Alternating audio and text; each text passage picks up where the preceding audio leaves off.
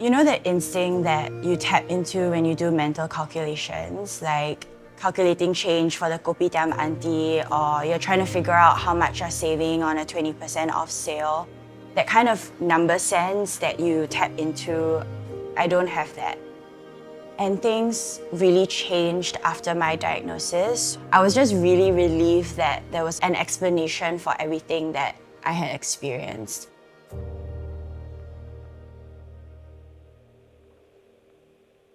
My name is Jean, and I'm 27 this year. Nowadays, I work mostly with words. I work in journalism, and then before that, I did curatorial research. I also recently got certified as a yoga teacher. These days, life feels a lot calmer. I don't have to do math exams, and I don't experience the anxiety related to it. But more than that, I think I've developed more confidence in how I think and how I express myself and how I navigate the world. I didn't always feel this comfortable and confident because I have dyscalculia, and dyscalculia is a learning disability that affects a person's ability to understand and work with numbers. So sometimes it's kind of understood as like math dyslexia. Growing up, I worked really hard at math. In primary school, I would drill practice papers every day.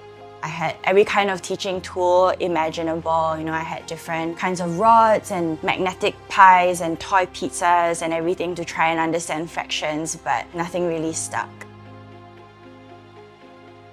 I remember having my first panic attack quite vividly. It was during a math exam in primary 6, and I really remember just freezing, and I looked at the paper and I just couldn't really process what I was reading, and at the end I just did the best I could, and then on the last page I scribbled like a little sorry for my teacher, and then I walked out feeling very confused and quite defeated.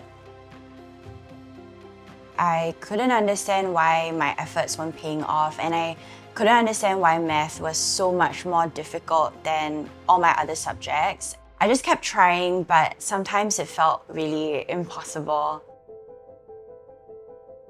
The lowest point for me came in secondary 2 when I failed my math paper so badly that my school told me I couldn't move on to Sec 3. So my mom and we actually went from school to school, knocking on doors, begging principals to give me a chance, and that entire experience was just really humiliating. Looking back, my mom was really the one who helped me through that very difficult time. She never shamed me, and her supportive attitude really gave me a sense of security. I never felt any kind of disappointment from her or some kind of stigma that I was now, disabled.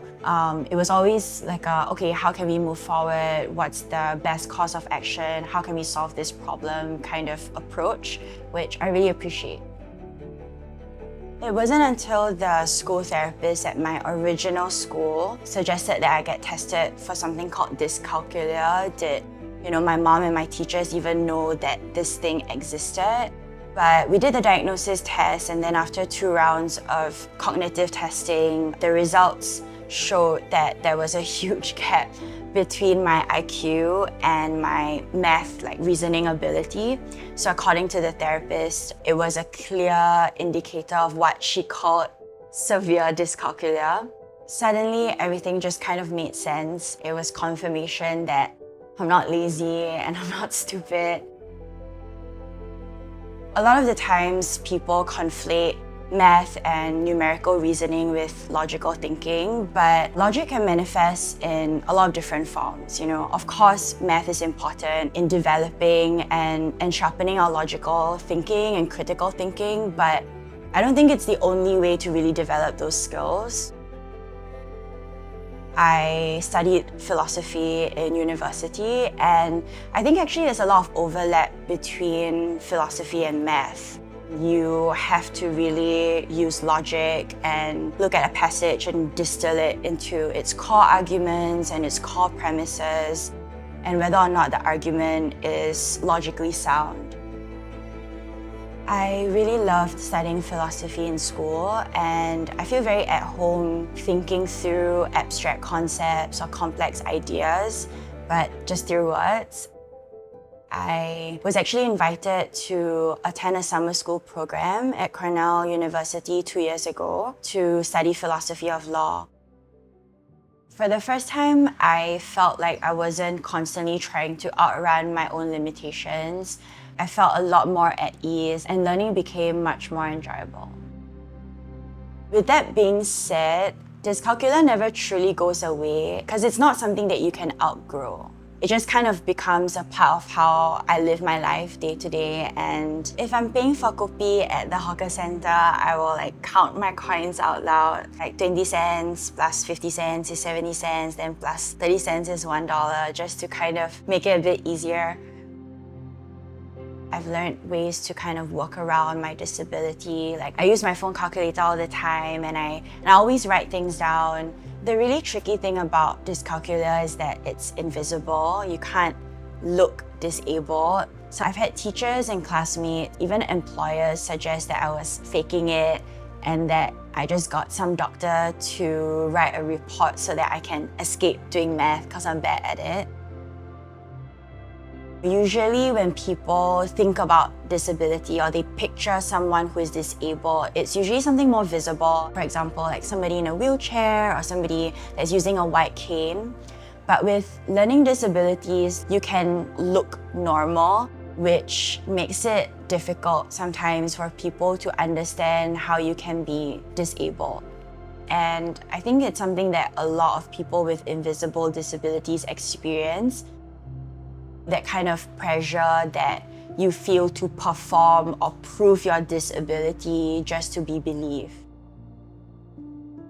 Even though there are some systems in place, in schools and workplaces that accommodate for differences in abilities, I still do see some gaps, and I think that a lot more can be done to educate people about different disabilities, especially invisible disabilities. Having dyscalculia has taught me not to jump to conclusions too quickly, and it's taught me the importance of letting go of assumptions, to meet people where they are, limitations and all, instead of where I expect them to be.